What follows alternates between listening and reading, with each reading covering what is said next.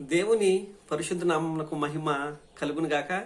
Good morning friends, how are you? దేవుడు మిమ్మల్ని దీవించి ఆశీర్వదించును గాక. ఈ ఉదయకాలాన్న దేవుని మాటలు మనం ధ్యానించే ప్రయత్నం చేద్దాం.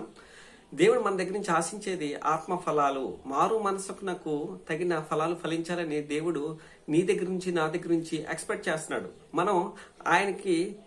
మనం ఏమి ఇవ్వగలము అంటే ఆయన్ని సంతోషింపచేసే విధంగా మన ఫలాలు ఫలించాలి. ఏం ఫలం అనగా ఆత్మఫలం ఏమనగా అని చెప్పి కల్కలు రాసిన పత్రికలో 5వ అధ్యాయం 22వ వచనంలో అపోస్తలుడైన పౌలు చెప్తా ఉంటాడు. ప్రేమ, సంతోషము, సమాధానము, మంచితనం, విశ్వాసము, సాత్వికము, ఏమండి ఇవన్నీ కూడా ఆశా నిగ్రహం, ఇవన్నీ కూడా ఆత్మఫలాలు. మనం క్రీస్తులోకి వచ్చిన తర్వాత క్రీస్తులో మనం ఫలించాలి. క్రీస్తును మనలో ప్రతిబింబింప చేసే విధంగా మనం ఉండాలి. ఆయన్ని మనం చూపించే వారంగా మనం ఉండాలి. ఫలించాలి. మనం ఆత్మఫలాలు ఫలించాలి. అందులో ఒకటైనది ఆశా నిగ్రహము. ఆశా నిగ్రహము ఎంత శ్రేష్టమైన ఫలం. అన్ని ఫలాలు శ్రేష్టమైనదే. అయితే ఆశా నిగ్రహంకున్న శ్రేష్టమైన భావాన్ని మనం అర్థం చేసుకుంటే మనం మన జీవితాల్లో అద్భుతమైన ఉన్నతమైన ఆధ్యాత్మిక జీవితాన్ని మనం అనుభవించే వారిగా మనము ఉంటాం. సొలొమోను దాని గురించి ఏం చెప్తున్నాడంటే, పరాక్రమశాలి కంటే, పట్టణాన్ని పట్టుకునే వాని కంటే తన మనసును ఆనుచుకుని వాడు శ్రేష్ఠుడు. ప్రాకారం లేక పాడైపోయిన పురం ఎట్టిదో తన మనసును ఆనుచుకుని లేనివాడు అట్టివాడే అని చెప్తున్నాడు. అలాగే ఎందుకు మన మనసును అణుచుకోవాలి? మన కంటికి కనబడిన దాని ప్రకారం కానీ, మన హృదయానికి గోచరమైన దాని ప్రకారం కానీ మనం చేయకూడదు. దేవుడు నీకు నాకు ఏమిచ్చారంటే ఆయన నిబంధన ఇచ్చాడు.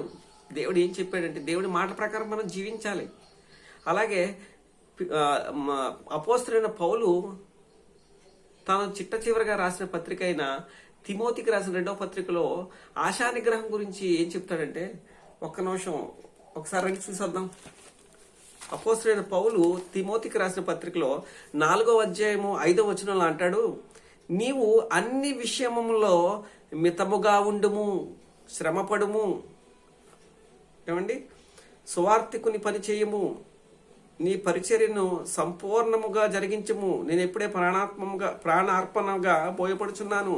నేను వెడలిపో కాలము సమీపమై ఉన్నది. మంచి పోరాటం పోరాడి తిని అని తన గురించి చెప్తూ ఉంటాడు. ఏమంటాడంటే తనకు తిమోతికి ఒక సలహా ఇస్తున్నాడు. ఏంటి ఆ సలహా అంటే, మనం చూసినట్లయితే నీవు అన్ని విషయములలో మితముగా ఉండుము.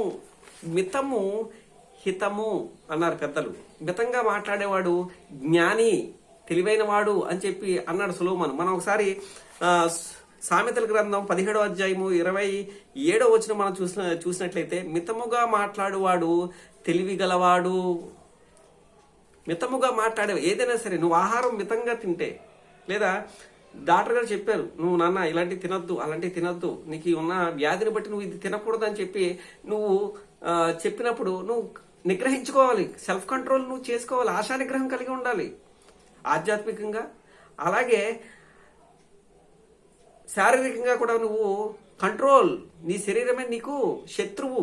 అది నిన్ను ఏం చేస్తుందంటే ప్రేరేపిస్తూ ఉంటుంది పాపం చేయడానికి. కాబట్టి ఆశా నిగ్రహం అనేది చాలా ఇంపార్టెంట్ అయిన ఫలము. మనం ఫలించాలి. ఆశా నిగ్రహం అనే ఫలాన్ని ఫలించాలి.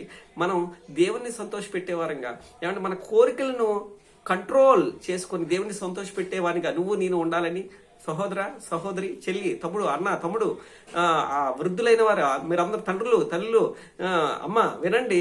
మనం ఏం ఫలం ఫలించాలంటే ఆత్మఫలమును ఫలించాలి. ఆత్మఫలము అనగా ప్రేమ.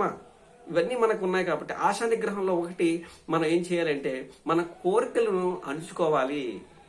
ఏమండి మితముగా మనం మాట్లాడాలి, మితముగా మనము తినాలి, మితముగా మనము లోకంతో స్నేహం లోక స్నేహం దేవునితో వైరం కనుక అన్ని విషయాల్లో నువ్వు మితంగా ఉండాలి. మితముగా ఉన్నప్పుడే నువ్వు దేవుని పరిచర్యను చేయగలవు, దేవుని కోసం బ్రతకగలవు. తిమోతి అని అపోస్తలుడైన పౌలు తిమోతికి తాను చివరి మాటలుగా సలహాలు సూచనలు ఇస్తున్నట్టుగా మనకి కనిపిస్తుంది. మనం మితముగా ఉన్నట్లయితే దేవుని సంతోషపెట్టేవారుగా ఉంటాం కనుక ఆశా నిగ్రహం అనే ఫలం మనం ఫలించే వారంగా ఉండాలని ఈ ఉదయకాలన్నా మీ Anand Kumar. God bless you each and everyone. దేవుడు మిమ్మల్ని దీవించి ఆశీర్వదించును గాక.